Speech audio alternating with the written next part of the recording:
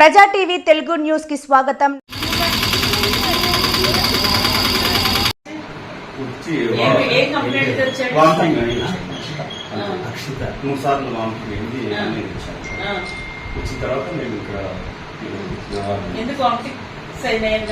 Madam night ఆ రోజు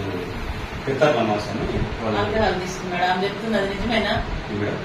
alcohol తీసుకున్నాడని staff nurse చెప్తుంది. పేషెంట్ ఆల్కహాల్ తీసుకోవటం వల్ల వామిటింగ్ అయిందని నా దగ్గరికి వచ్చాడు మేడం అని చెప్తుంది, అది నిజమేనా? మేడం ఆల్కహాల్ మామూలు అలవాటు మేడం ఆయనకుంది. అది తాగటం వల్ల వామిటింగ్ అయిందని వచ్చాడు మేడం, నేను ఇంజక్షన్ వేసానని చెప్తుంది ఆమె. అది నిజమేనా? నువ్వు పక్కనే కదా ఉంటావు. ఆయన చెప్పింది వామిటింగ్ అని వచ్చారు మేడం, అంతే, ఇంకేం కంప్లైంట్ లేదు. కంప్లైంట్ వామిటింగ్ అవుతుంది తినడం వల్ల, ఇప్పుడు మటన్ తినడం వల్ల అట్లా వచ్చింది. ఇంజక్షన్ ఎవరు వేశారు? ఆ హస్బెండ్ వేసాడా మేడం? వాళ్ళైతే ముగ్గురు ఉన్నారు మేడం. ఎవరు ముగ్గురు? వాళ్ళ హస్బెండ్ వాళ్ళు ముగ్గురు ఉన్నారు. తర్వాత డ్యూరేషన్ అనేది నేను గోడ మీద పెళ్లిలాగా మాట్లాడుతున్నాను. హస్బెండ్ నువ్వు పక్కన ఎందుకు ఉండవు? లేడీస్ స్టాఫ్ నర్స్ కి అక్కడ ఉంటావు కదా. ఎవరు వేశారు? అంతే కదయ్యా, హస్బెండ్ పక్కన ఉండాల్సిందే కదా. 100% నిలబడి ఉంటారు కదా. అదే ఫీమేల్ పేషెంట్ అనుకో, అమ్మ నేను పక్కన ఉన్నా అంటే నేను నమ్ముతాను. మేల్ పేషెంట్ నువ్వు పక్కనే కదా ఉంటావు. ఇప్పుడు నువ్వు చెప్పు, నువ్వేమి ఇస్తే అదే తీసుకుంటా నేను. నువ్వు పక్కనే ఉంటావు. ఈ పేషెంట్ ఏమి హస్బెండ్ వేసాడా? రాసే రిటర్న్ రాసి ఇచ్చే. ఎక్కడమ్మా?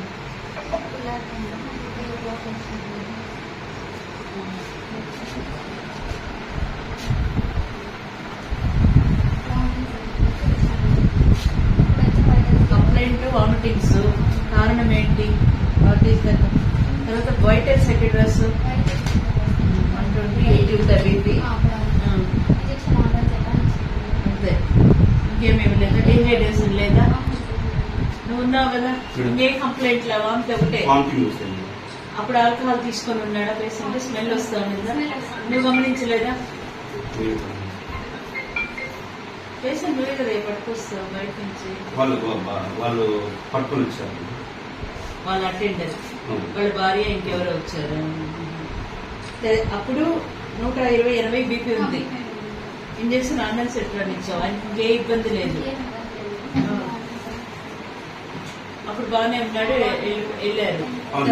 వాళ్ళ ఇంటి దగ్గర ఏమైందంటే మరి బాగానే ఆర్డినెన్స్ ఎట్లా వేస్తుంది. ఆర్డినెన్స్ ఎట్లానికి ఏం రియాక్షన్ కూడా రావు కదా, ఏం రావు. ఆన్సెట్ ఇచ్చారు మేడం ఇంజక్షన్. ఇంకా నడుచుకుంటూనే పోయినాడు. అదే ఇది ఇంత మించి ఇంకేం మందులు మరి ఇంజక్షన్ వికటించి అన్నారు. వికటించినప్పుడు ఎత్తుకు రాలేదా మళ్ళీ వాళ్ళు మీ దగ్గర? పేషెంట్ 6 గంటలకు తీసుకోవచ్చు. 3 గంటలకు నువ్వు ఇంజక్షన్ వేస్తారు. నోట్ చేసుకోండి. ఆర్డినెన్స్ లెటర్ ఇంజక్షన్ 3 గంటలకు ఇచ్చిందంట ఆమె. బీపీ 120/80 ఉంది. No other complaints. Patient wife attender నడుచుకుంటే వచ్చారు, ఆటోలో కూడా రాలేదు. సిక్కుగా ఏమి ఎత్తుకు రాలేదు. ముగ్గురు నడుచుకుంటే వచ్చారు. బీపీ 120/80 అనేది. డిహైడ్రేషన్ ఏం లేదమ్మా. తర్వాత మళ్ళీ నడుచుకుంటే వెళ్ళారు. మళ్ళీ పొద్దున్న 6 గంటలకు వచ్చారు. ఎక్కడ రాసు ఓపీ నెంబర్ కూడా నోట్ చేసుకోండి. మళ్ళీ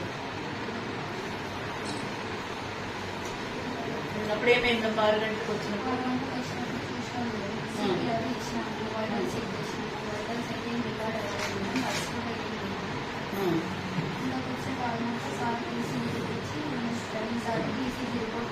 ఈసీజీ ఎవరు తీశారు?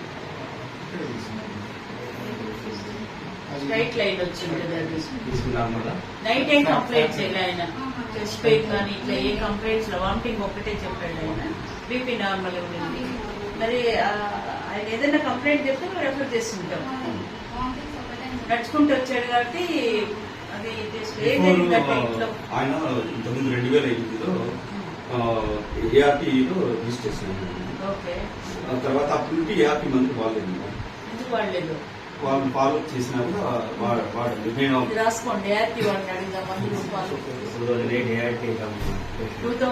2008లో మేడం నేను ఆర్టీకి భద్రతలో హాస్పిటల్లో పనిచేస్తాను. అక్కడ ఆయన ఫైల్ అయినాడు, ఫెయిల్ అయినాడు. మందులు వాడుతున్నాడా లేదా? మేడం అది చెప్తాను. అదేంటంటే మేడం ఆయన ఇర్రెగ్యులర్ ట్రీట్మెంట్ లో ఉన్నారు. వాళ్ళ వైఫ్ ఫోన్ చేస్తే మా ఆయన 2023 ఎక్స్పైర్ అయిపోయినారు అని చెప్పేసి తర్వాత కన్ఫర్మ్ చేసుకోలేదే. చేసుకోలేదు. రిపోర్ట్ అది మనం చేద్దాం కాన్ఫిడెన్షియల్ రిపోర్ట్ కదా అది. దాన్ని మనం అవుట్ ట్రీట్ వచ్చినప్పుడు ఆయన కండిషన్ ఏం సీరియస్ లేదు, బీపీ నార్మల్ ఉంది, వామిటింగ్ అని చెప్పాడు, ఆల్కహాల్ మైల్డ్ ఆల్కహాలిక్ లో ఉన్నాడు.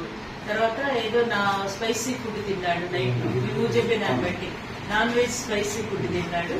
ఇంజక్షన్ ఇచ్చి మీరు పంపించండి, అంతవరకు కరెక్ట్. అది కరెక్టేనా? మీ ఇద్దరు అదే రాసి చేయండి స్టేట్మెంట్, ఇద్దరు పేపర్ తీసుకోండి. మీరు ఏ పేషెంట్ వచ్చినప్పుడు ఎలా ఉన్నాడు అనేది మీరు